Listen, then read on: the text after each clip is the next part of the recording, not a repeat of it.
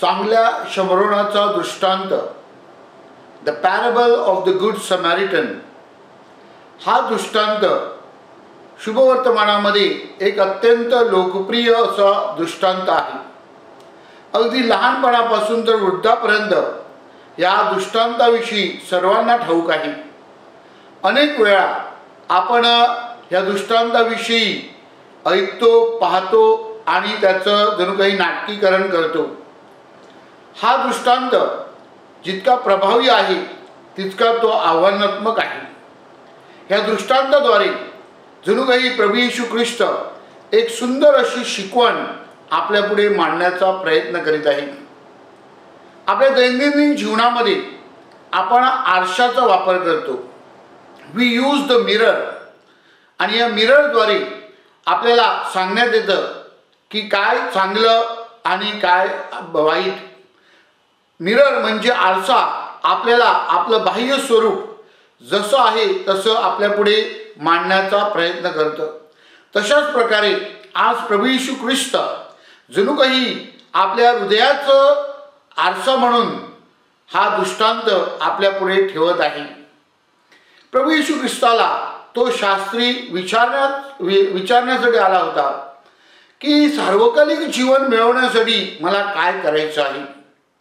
ह्या प्रश्नाद्वारे त्यांनी केवळ प्रभू येशू ख्रिस्ताची परीक्षा पाहिली नाही, तर त्याला स्वतःला तो कसा चांगला आहे याविषयी जणू काही चित्र उभं करायचं होतं.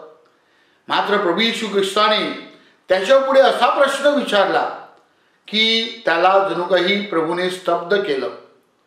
एका छोट्या प्रश्नाद्वारे तुझा शेजारी कोण, ह्या प्रश्नाद्वारे प्रभू येशू ख्रिस्ताने या प्रश्नाला उत्तर न देता एक कथा त्याच्यापुढे, एक दाखला त्याच्यापुढे सादर केलं. आणि या दाखल्याद्वारे प्रभूने त्यालाच शोधण्यासाठी, त्यालाच अंतर्मुख होण्यासाठी, चिंतन करण्यासाठी आमंत्रित केलं. प्रभू येशू ख्रिस्त या दाखल्याद्वारे शेजारी कोण अशी केवळ शिकवण देत नाही, तर प्रभू येशू ख्रिस्त त्याही पलीकडे जाऊन सांगतो की आपल्याला दुसऱ्यांचं शेजारी कसं होता येईल, एक चांगला शेजारी आपण कसे असावे याविषयी प्रभू येशू ख्रिस्त आपल्याला एक सुंदर अशी शिकवण देत आहे. मत्तईच्या शुभवर्तमानामध्ये अध्याय 9 मध्ये प्रभू आपल्याला सांगतो, मला यज्ञ नको, मला दया हवी आहे. ह्याचं जणू काही स्पष्टीकरण या चांगल्या शमरोनाच्या दाखल्याद्वारे प्रभू आपल्याला देत आहे. पोप फ्रान्सिस आपल्याला सांगत असत की तुम्ही एकमेकाविषयी मतं देऊ नका, एकमेकाविषयी काय वाटतं ते बोलू नका, तर त्याऐवजी तुम्ही दया दाखवा.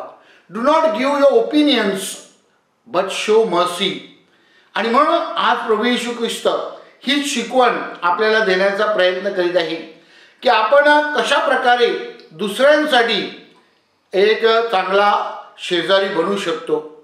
त्यासाठी आपण नियमांचं पालन करायला पाहिजे इतकंच नाही, तर त्याही पलीकडे जाऊन कृतीद्वारे आपण कशा प्रकारे चांगले शेजारी होऊ शकतो. आणि चांगले शेजारी आपण झाल्यानंतर निश्चितच आपण चांगले शमरोनी देखील होऊ शकतो.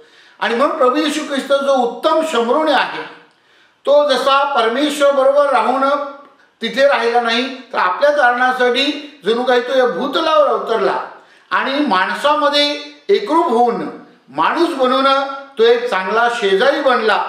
त्याचप्रमाणे प्रभू येशू ख्रिस्त आपल्याला सांगत आहे की आपण देखील आपल्या दैनंदिन जीवनामध्ये आपली प्रतिष्ठा, आपलं शिक्षण, आपलं हुद्दा, आपले ज्ञान ह्यामध्ये अडकून न राहता दुसऱ्यांच्या मदतीसाठी, दुसऱ्यांच्या अडचणीमध्ये, दुसऱ्यांच्या संघर्षामध्ये जेव्हा आपण सहभागी होतो तेव्हा निश्चितच आपण एक चांगल्या शमरोनाचं किंवा चांगल्या शेजाऱ्याचं उदाहरण लोकांपुढे मांडत असतो. प्रिय बंधू भगिनींनो, आणखीन एक सुंदर शिकवण प्रभूने आपल्याला सांगितलेली आहे की जेव्हा आपण एखादी कृती पाहतो, एखादी गोष्ट पाहतो, तेव्हा आपण आपला मार्ग बदलायचा नाही. तर एखादी अडचण असेल, एखादा संघर्ष असेल, एखादी समस्या असेल, त्या समस्यासाठी आपण झोकून घेतलं पाहिजे. आपण पळवाट शोधायची नाही.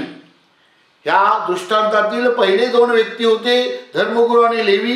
ह्याने जणू काही पळवाट शोधली, परंतु जो चांगला शमरोनी होता त्या शमरोनीने जणू काही स्वतःला त्यामध्ये झोकून घेतलं. आज आपल्या पुढे अनेक प्रश्न आवासून उभे आहेत. या प्रश्नावर चिंतन करीत असताना, हे प्रश्न उघड्या डोळ्याने पाहत असताना आपण मूग गिळून चालणार नाही. त्याविषयी आपण भूमिका घेतली पाहिजे, त्याविषयी आपण स्वतःला झोकून घेतलं पाहिजे. या समस्यावर विचारविनिमय करण्यासाठी आपण जसं त्या शमरोनाने मलमपट्टी केली तसं आपण चिंतन करून त्याचं मूळ कारण काय आहे ते मूळ कारण शोधण्याचा प्रयत्न केला पाहिजे.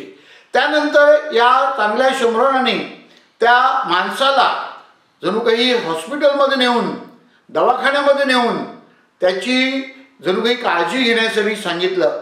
तशाच प्रकारे आपण जेव्हा आपल्याला कळतं की समस्या आपल्याला सोडवायची आहे, त्यामधून मार्ग काढण्यासाठी आपण दुसरे जे आपल्याबरोबर सहप्रवासी आहेत त्यांच्याबरोबर विचारविनिमय केला पाहिजे, दुसऱ्यांबरोबर सल्लामसलत केली पाहिजे आणि ही समस्या आपल्याला कशी सोडवता येईल त्यासाठी तज्ञ लोकांचा सल्ला आणि त्यांचे विचार आपण हाती घेतले पाहिजेत. आणि सहभागितेची ख्रिस्त सभा याविषयी पोप फ्रान्सिस यांनी जे आपल्याला शिकवण दिली आहे आणि पोप लिओ आपल्याला सांगतात की पोप फ्रान्सिस यांची जी आपल्याला शिकवण आहे त्यामध्ये आपल्याला पुढे जायचं आहे. तशा प्रकारे समस्या सोडविण्यासाठी, समस्यावर मार्ग काढण्यासाठी आपण संघटित झाले पाहिजेत, एकत्रितपणे विचारविनिमय केलं पाहिजे आणि त्यामधून आपण बाहेर पडले पाहिजेत. आज चांगला शमरोनी आपल्याला आपल्या ख्रिस्ती शिकवणुकीविषयी जणू काही बोध करत आहे. सार्वकालिक जीवन मिळवण्यासाठी मी काय केलं पाहिजे? प्रभू येशू ख्रिस्त सांगतो की चांगल्या शमरोनाने ज्याप्रमाणे दया दाखवली त्याप्रमाणे तुम्ही दयाळू व्हा. चांगल्या शमरोनाने ज्याप्रमाणे सेवा केली तशी तुम्ही सेवा करा. चांगल्या शमरोनाने जो आदर्श आपल्याला दाखवला आहे तो आदर्श आपण गिरवण्याचा प्रयत्न केला पाहिजे. अशा प्रकारे आपण चांगले शमरोनी बनून निश्चितच आपण दया दाखवून आपल्याला सार्वकालिक जीवन मिळवण्यासाठी आपण हातभार लावू शकतो. ह्या पवित्र दाखल्यावर चिंतन करीत असताना हा दाखला आपल्याला प्रेरणादायी ठरावा. या दाखल्यातून जणू काही बोध घेऊन जीवनातल्या समस्या सोडविण्यासाठी आपण एकत्रित यावे आणि त्याद्वारे आपण एक चांगलं राज्य निर्माण करण्यासाठी प्रयत्न करावेत, देवराज्य प्रस्थापित करण्यासाठी प्रयत्न करावेत म्हणून प्रार्थना करूया.